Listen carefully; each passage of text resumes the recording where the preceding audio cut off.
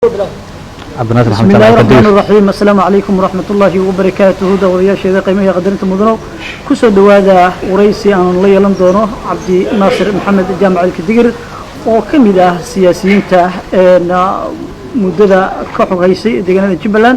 عبد ناصر وكمدة هاي مرشحين تي كسر تاكتي حلك البرلمان كدولة الجولات جبلان السنة دي لابد تكون استقلال يتمنكي عبد الناصر حلقة waxaad ku sugan tahay magaalada Kismaayo ee xarunta kumeel gaarka dawladda goboleedka Jubbaland waan kaaga mahadcelinayaa maanta inaad iga qaabishid wareysigan kooban oo aan kula yeelan doono soo dhow bismillaah wad mahadsan tahay Cabdi Baraka Xasan adiga iyo warbaahintaada xogmaal waan dhawahay aad iyo aad u mahadsan tahay Cabdi Naasir bal waxaan doonaynaa maanta inaan xog naga siisid xaaladda guud ee deegaanka aad ka soo jeeday degmada Badhaadhe ee gobolka Jubbada Hoose oo kamid ah meelaha ay saameynta ballaaran ku yeesheen abaaraha iyo roob la'aanta dalka ka jirta guud ahaan bismillaah marka hore waxaan u mahadcelinayaa guud ahaan ummadda Soomaaliyeed marka labaadna waxaan u mahadcelinayaa ummadda reer Jubbaland waa muhiim su'aashaad weydiisay run ahaantii degmada Badhaadhe ee gobolka Jubbada Hoose waa degmooyinka gobolkan kamid ah waxaa ka jira abaaro aad u daran oo xaaladeeda aad u sii fogaanayso run ahaantii warihii ay dadka biyaha ka cabi jireen oo inta badan ay dadka ku noolaayeenna biyihii way ka laacdeen oo hadda wax biyaha kuma jiraan sidoo kale tana waxaa jira xanuuno xoolihii aad maaragtay ugu dhacaya oo badankoodina xoolihii u baaba'ayaan waxaan dhihi karaa xaaladda waa xaalad culayskeeda iyo maaragtay dhibaatadeeda leh loona baahan yahay in loo istaago arinta iyada waa gartay su'aalo waxaa jirta ay isweydiiyaan dadka Soomaaliyeed gaar ahaan dadka ka soo jeeda ee degmada Badhaadhe ee gobolka Jubbada Hoose deegaankan waxaa lagu tiriyaa in uu ka mid yahay degmooyinka ugu dhulka ballaaran marka laga hadlayo masaafo dhuleedka ku xiran degmooyinka haddana waxaa jirta in dadka deegaanku inta badan ay cabasho ay ka qabaan aasaaskii nolosha sida biyihii iyo caafimaadkii waxyaabaha keenay sababtoo ah haddii aad hal iyo labo ka taabatid waad mahadsantahay horta run ahaantii guud ahaan ummadda Soomaaliyeed dhibaatooyinka haysta ee guud ahaan bay horta degmada Badhaadhe ka mid tahay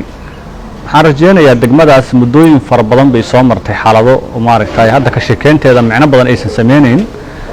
duruufaha jira iyo siyaabaha ay wax badan u dhacayaan waxa weeye waqtiga iyo waaqica inta badan maaragtay keena waxaan rajeynayaa mar walba waxaa muhiimsan wixii la hayo in lagu fara adeego waxa la qaban karana laga shaqeeyo waxa dadku ay qaban karaan oo karaankooda yahayna waa wax muxadid oo kooban waxa arintaas aad aan ugu rajeynayaa maamulka degmada Badhaadhe iyo maamulka gobolka wasaaradda gargaarka wasaaradda xanaanada xoolaha guud ahaan qof kasta iyo dad kasta oo ka qayb qaadan kara wax walba oo horumarinta iyo gurmadka degmadaas in loo istaago haddii uu dhib jiro noocu doon ha noqdo waxa ugu qiimaha badan ee laga shaqeeyo waa in la xaliyo dadka waxay u baahan yihiin in loo istaago waxa ay u baahan yihiin oo muhiimka ah ee hadda ugu horeysa abaaraha haysta ee biyo la'aanta ah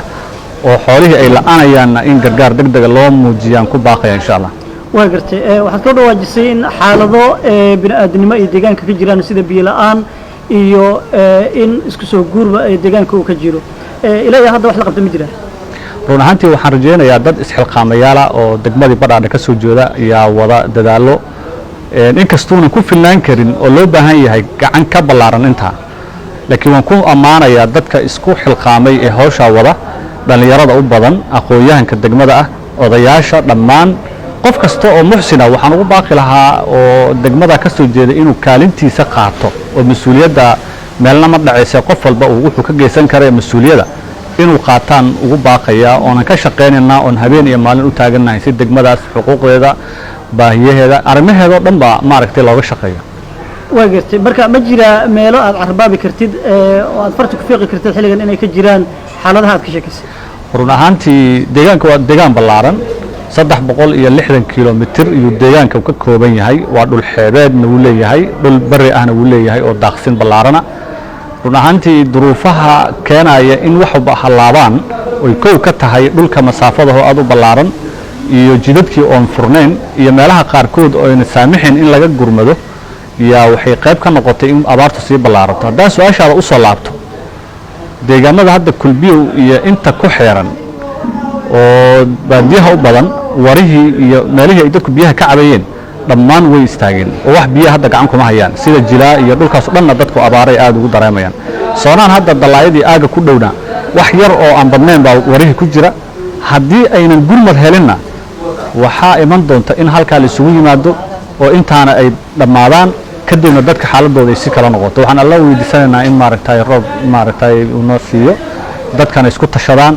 isku tashina wax lagu qabto waa gartay marka ma jira wax qorshe ah oo idin yaallo maadaama aan la saadaalin karin xilliga rasmiga ee roobka uu imaan karo isla markaasina ay jiraan deegaano saad sheegtaba ee laga soo barakacay wax qorshe ah oo idin yaallo oo dadkaasi barakaca ah idinka yaalla ma jiraan run ahaantii isku tashiyo badan baa jira iyo abaabul guud oo dadka deegaanka ay abaabulayaan oo sidii ay ku heli lahaayeen gurmad sidii ay ku heli lahaayeen loo dhaamin lahaa biyo dadka sidoodaba waa dad iska maaragtay dad qurbaha ku maqan iyo dad maaragtay gobolkan qaybo ka mida jooga wixii dadaal ah ee aan isleenahay muhiim bay u tahay dadka inay sameeyaan waxaan dhihi karaa lama yaraysan waana laga shaqeeyaa waxaan rabnaa in kaalinta maaragtay dadka mas-uuliyiinta ah ee xilalka haya ee maamulka ka mida ee heer kasta oo dowladnimada ka mida in mas-uuliyaddii ay ku dhaarteen oy kitaabka ugu dhaarteen oy bulshada ugu dhaarteen inay qaybtooda ka qaataan qof kasta oo mas-uuliyaddiisa gubtana waktiga iyo taariikhda xusi doona insha allah waa gartay ma jira wax isku day ah oo aad samayseen ilaa xilligan marka laga soo tago in dadka deegaanka gaar ahaan qurbajoogta iyo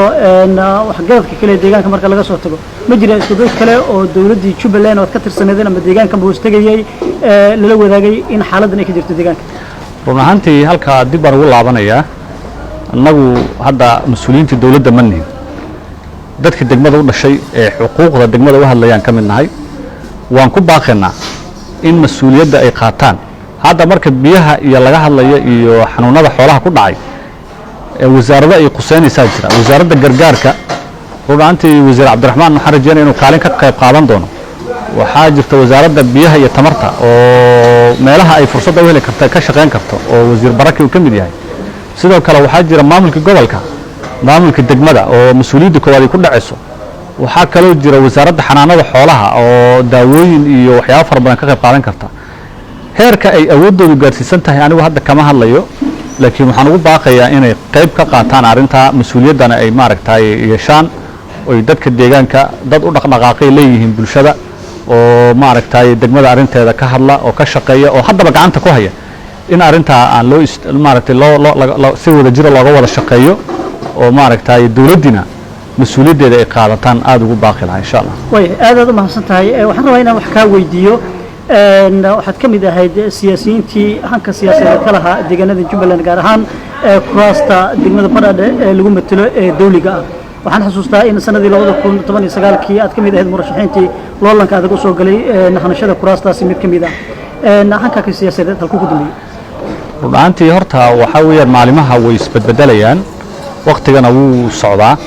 qof kastana hankiisa siyaasiga ah heerar uu maraa jiro run ahaantii hadda dib uguma laabanayo wixii maaragtay arrintaa iyada quseeyey run ahaantii laakiin waxaan rajeynayaa mustaqbalka dhow iyo xilliga doontaba ha noqotee inaan maaragtay hankayga siyaasadeed weli nool yahay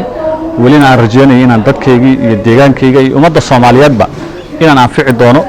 oo waxa danta guud ee ummadda Soomaaliyeed iyo ummadda reer Jubbaland iyo dadka degmada Badhaadhaba wax anfacaya inaan ka shaqeeyaan hadda aaminsanahay kana shaqeyn doono haddii maaragtay aan xil heliyo haddaan xil helinba inaan mar walba u taaganahay mas-uuliyaddaas ana ka qayb qaataan aaminsanahay waa gartay waxaad ka mid tahay saad sheegtay siyaasiyiinta maadaama aad mar murashax soo noqotay kursiga hel ama waa marka waxaad ku soo biiraysaa liiska xildhibaanadii tartame ee kuraasta hankaga lahaa ilaa iyo hadda waxaad sheegtay inaad ka mid tahay dadka hanka leh ma ku muuqdaa shakhsiyaadkii kursiga ku soo baxay ama kuraasta ku soo baxay in ay ka gaabiyeen adeegyadii looga baahnaa in deegaankaasi laga fuliyo run ahaantii arrimaha hadda ku saabsan doorashadii hore ee 19 ka dhacday halkan iyo sidii ay doorashada xildhibaanada uga mid noqdeen iyo sida aniga aan maaragtay hanka iyo aan u leeyahay in ummaddeeda aan matalo waxaa mar walba aniga anfacda oo aan awoodeyda iyo waqtigayga geliya waxa la qaban karo inaan ka shaqeeyo waxa la qaban karana waxay tahay in la isxilqaamo in wixii marka la awoodana laga shaqeeyo oo ciddii marka ay la jirto in lagala shaqeeyaan aad u daneeyaan insha allah waa gartay marka bal qaybihii dambe waraysigeena ayaan soo gaarnay waqtigaada waan kaaga mahad celinayaa inaad nala qaadatid marka bal haddii ay jiraan waxyaaba aad ku baaqi lahayd oo aad is leedahay dadka aan dhiib la oogin deegaanka iyo xaaladiisu guud ahaan waa la wadaagi lahaa muxuu noqonayaa baaqada ugu dambeeya waxaan baa ku jeedinayaa horta dadka ka soo jeeda degmada qurbaha ku nool ee Soomaaliya jooga qayb kamida ee Kismaayana la joogaan oo xilalka hayaan waxaan ugu baaqayaa horta marka koowaad inay mas'uuliyadda degmadooda qaataan oo isxilqaamaan oo sidii markii horeba gacanta ugu hayeen ay sii laba jibaaraan oo xilligan abaaraha lagu jirana aysan maaragtay gacmahooda dib u dhiganin oo qof kasta waxa uu baxsanay isaga uu bixiyo dadku is abaabulaan maaragtay jaaliyadaha oo marka horeba degmada ay ku tiirsaneedna inay jaaliyadaha aad u shaqeeyaan oo degmada gudiyada halkan ka shaqeeya ee halkan nabadoonnada iyo odayaasha iyo bulshada inta matasha in lala shaqeeyo oo degmada sida ay wax ku heli lahayd oo biyo dhaamin ay ku heli lahayd oo caafimaad ay ku heli lahayd in laga shaqeeyaan aad ugu baaqi lahaa innaga iyo inta nala midka ee halkan ku sugan Kismaayana waxaan ka shaqeynaa mar walba sidii dadka ay xuquuq u heli lahaayeen in maaragtay nidaamka maamulkooda sida maaragtay waxa kala jira ay u heli lahaayeen mas'uuliyiinta halkan joogana waxaan ugu baaqayaa inay boorka iska jafaan heerka ay marayaan ay kor isaga qaadaan oo bulshadoodii iyo deegaankooda iyo ummadoodaba waxa ay ku tuhmayaan xil inay u hayaan inay ka soo baxaan mas'uuliyadeedan ugu baaqi lahaa oo intaasaan ugu baaqaya insha Allah وهجاء داوديال وحا انتا سيان كسو افمرينا ورئيسي كوبنا انو ليالناي عبد الناصر محمد جامع الكدير او كميد اه سياسيين تا اي كسو جيدا دغمدا بدادhe ee gobolka Jubbada Hoose عبد الناصر وقتigadan kaga mahad celinaya